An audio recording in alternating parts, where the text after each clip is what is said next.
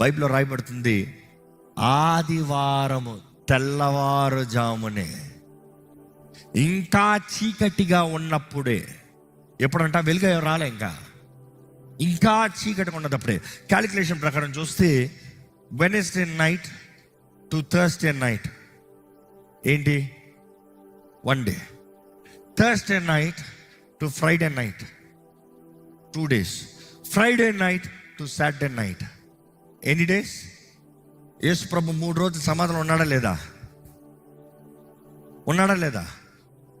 ఆయన ప్రవచనము ప్రకారం నెరవేర్చాడా లేదా? చాలామందికి ఆన్సర్ తెలుసు, మీకు తెలవాలి. So you can tell boldly, ఇదిగోయ్యా లేఖనాల ప్రకారం, ప్రవచనం ప్రకారం, ఆ రోజు జరిగిన పండగల ప్రకారం ఎవిడెన్సెస్ అన్నీ అలైన్ చేసి వస్తే 3 రోజులు 3 రాత్రులు ఆయన సమాధిలో ఉన్నాడు.